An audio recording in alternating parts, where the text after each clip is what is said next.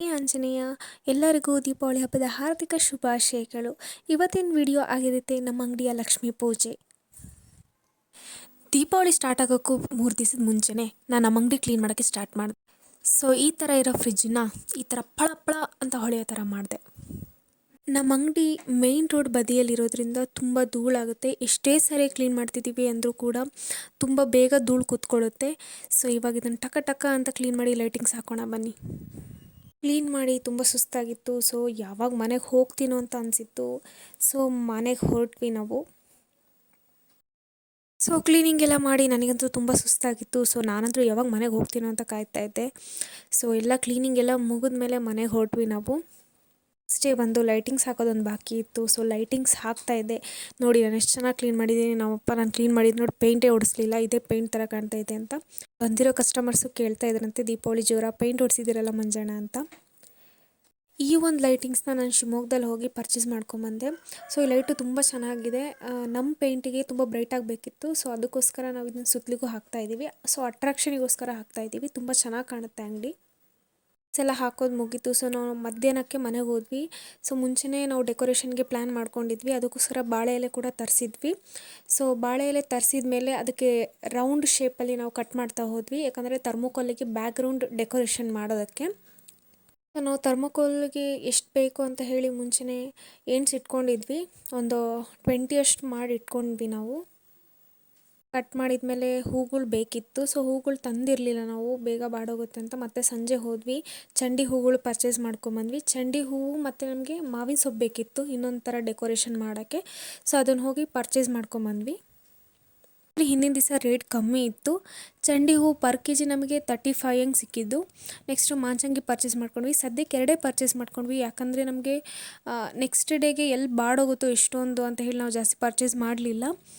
ಚಂಡಿ ಹೂವು ಮಾತ್ರ ಜಾಸ್ತಿ ಪರ್ಚೇಸ್ ಮಾಡಿದ್ವಿ. ನಾವು ಪರ್ಚೇಸಿಂಗಿಗೆ ಹೋದಾಗ ತುಂಬ ಮಳೆ ಬರ್ತಾಯಿತ್ತು. ಸೊ ನಾವು ಮಾವಿನೆಲೆ ತೊಗೊಂಬಂದಿದ್ದು ಈ ಥರ ಗಂಟೆ ಥರ ಮಾಡೋಕ್ಕೆ. ಸೊ ಇದು ಇನ್ಸ್ಟಾಗ್ರಾಮಲ್ಲಿ ನೋಡಿದ್ವಿ, ತುಂಬ ಚೆನ್ನಾಗಿ ಕಾಣ್ತಿತ್ತು. ಸೊ ನಾವು ಒಂದ್ಸರಿ ಟ್ರೈ ಮಾಡೋಣ ಅಂತ ಮಾಡಿದ್ವಿ. ನೆಕ್ಸ್ಟ್ ನಾವು ಬಾಳೆ ಎಲೆಯಿಂದ ಫ್ಲವರ್ಸ್ನ ಮಾಡ್ಕೊಂಡ್ವಿ ಈ ಥರ. ಸೊ ಬ್ಯಾಕ್ಗ್ರೌಂಡ್ ಏನಾದರೂ ಗ್ಯಾಪ್ ಇತ್ತು ಅಂದರೆ ಅದನ್ನು ಫಿಲ್ ಮಾಡೋಕ್ಕೋಸ್ಕರ. ಸೊ ಎಲ್ಲವೂ ಕೂಡ ಚೆನ್ನಾಗಿ ಬಂದಿತ್ತು.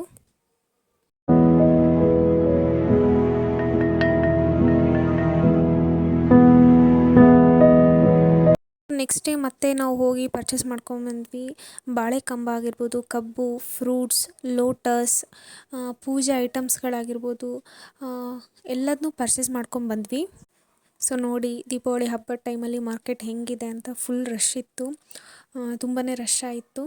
ನೆಕ್ಸ್ಟ್ ಈ ಸೈಡ್ ಅಷ್ಟು ರಶ್ ಇರಲಿಲ್ಲ. ಸೊ ಕಮ್ಮಿ ಇತ್ತು, ಬೆಳಗ್ಗೆ ಆಗಿರೋದ್ರಿಂದ. ಇನ್ನು ಆ ಕಡೆ ಮಾರ್ಕೆಟಿಂಗ್ ಮಾತ್ರ ತುಂಬ ಇನ್ನೂ ರಶ್ ಆಗಿತ್ತು.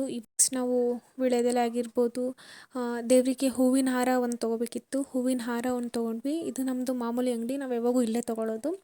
ಸೊ ಬಿಡಿ ಹೂವು ಮತ್ತು ಹೂವಿನ ಹಾರ ತೊಗೊಂಡು ಬಂದ್ವಿ ನಾವು. ಈ ಸೈಡಲ್ಲಿ ತುಂಬ ಹೂಗಳ ಅಂಗಡಿನೇ ಜಾಸ್ತಿ ಇತ್ತು. ಎಲ್ಲಿ ನೋಡಿದರೂ ಹೂಗಳೇ ಕಾಣ್ತಾ ಇತ್ತು. ಹೂವು, ವೀಳ್ಯದೆಲೆ, ಇದು ಫುಲ್ ರೋಡ್ ಹೂವಿನ ಅಂಗಡಿನೇ ತುಂಬಿದೆ.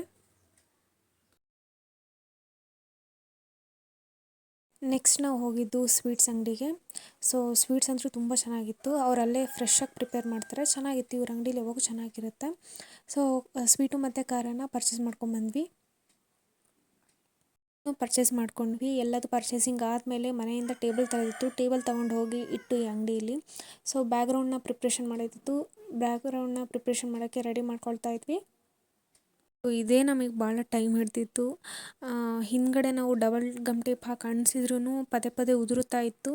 ಸೊ ನೋಡೋಕೆ ತುಂಬ ಚೆನ್ನಾಗಿ ಕಾಣ್ತಾ ಇದ್ದರೂ ಕೂಡ ಅದು ಒಂದು 3-4 ಸಾರಿ ಅಂತೂ ಉದುರುತ್ತಾ ಇತ್ತು.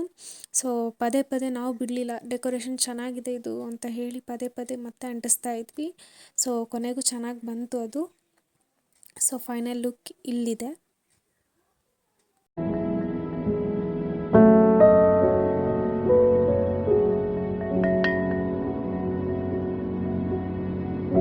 ಕಬ್ಬು ಮತ್ತು ಬಾಳೆಕಂಬನ ಜಾಯಿಂಟ್ ಮಾಡಿ ಅದು ಸೈಡಿಗೆ ಇಡೋಕ್ಕೆ ನಾವು ಅದನ್ನು ಕಟ್ಕೊಂಡ್ವಿ ನೀಟಾಗಿ, ಎಲ್ಲೂ ಬೀಳಬಾರ್ದು, ಹರಡಬಾರ್ದು ಅಂತ ಹೇಳಿ. ನಮ್ಮ ತಂದೆ ಅಷ್ಟು ಬ್ಯುಸಿ ಇದ್ರೂ ಸಣ್ಣ ಪುಟ್ಟ ಹೆಲ್ಪ್ ಮಾಡ್ತಾಯಿದ್ರು. ಸೊ ನೆಕ್ಸ್ಟ್ ನಾವು ಹಾರನ ಮನೆಯಲ್ಲೇ ಪೋಣಿಸ್ಕೊಂಬಂದಿರೋದ್ರಿಂದ ಒಂದು ಯು ಶೇಪ್ ಥರ ನಾವು ಅಂಗಡಿಯ ಮುಂದುಗಡೆ ಹಾಕಿದ್ವಿ. ಸೊ ನೆಕ್ಸ್ಟು ಡೆಕೋರೇಷನ್ ಎಲ್ಲ ಮುಗೀತು, ಹಾರನೂ ಹಾಕಿದ್ವಿ. ನೆಕ್ಸ್ಟ್ ನಮಗೆ ಸುಸ್ತಾಗಿದ್ದರಿಂದ ನಾವು ಕಾಫಿ ಕುಡಿದ್ವಿ. ಕಾಫಿ ಕುಡಿದ್ಮೇಲೆ ನಾವು ಫ್ರೆಶ್ ಅಪ್ ಆಗಿ ರೆಡಿಯಾಗಿ ಬಂದ್ವಿ ನೆಕ್ಸ್ಟ್ ಪೂಜೆ ಸ್ಟಾರ್ಟ್ ಮಾಡೋಣ ಅಂತ ಹೇಳಿ.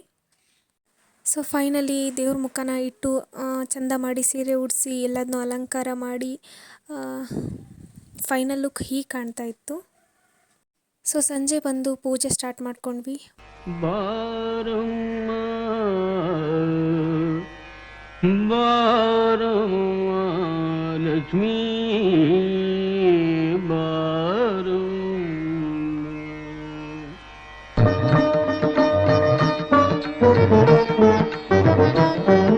ಸೊ ಪೂಜೆ ಎಲ್ಲ ತುಂಬ ಚೆನ್ನಾಗಾಯಿತು.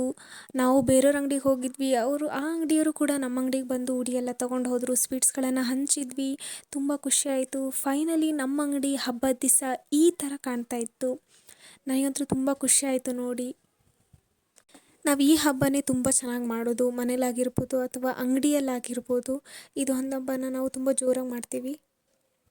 ಸೊ ಅಂಗಡಿ ಒಂದೇ ಪಳ ಅಂದರೆ ಚೆನ್ನಾಗಿ ಕಂಡ್ರೆ ಸಾಕ. ಸೊ ನಾವು ಕೂಡ ಚೆನ್ನಾಗಿ ಕಾಣಬೇಕು ಅಂತ ರೆಡಿಯಾಗಿ ಫೋಟೋಸ್ಗಳನ್ನೆಲ್ಲ ಚೆನ್ನಾಗಿ ತಕ್ಕೊಂಡ್ವಿ. ಸೊ ಇದಾಗಿತ್ತು ನಮ್ಮ ಅಂಗಡಿ ಪೂಜೆ. ಹೇಗನ್ನಿಸ್ತು ಕಮೆಂಟ್ ಮಾಡಿ. ಸೊ ನಿಮಗೆ ಈ ವಿಡಿಯೋ ಇಷ್ಟ ಆಗಿದರೆ ಲೈಕ್ ಮಾಡಿ, ಶೇರ್ ಮಾಡಿ, ಕಾಮೆಂಟ್ ಮಾಡಿ ಆ್ಯಂಡ್ ಸಬ್ಸ್ಕ್ರೈಬ್ ಮಾಡೋದನ್ನು ಮಾತ್ರ ಮರಿಬೇಡಿ. Thank you. ಆ್ಯಂಡ್ ಎಲ್ಲರಿಗೂ ದೀಪಾವಳಿ ಹಬ್ಬದ ಹಾರ್ದಿಕ ಶುಭಾಶಯಗಳು.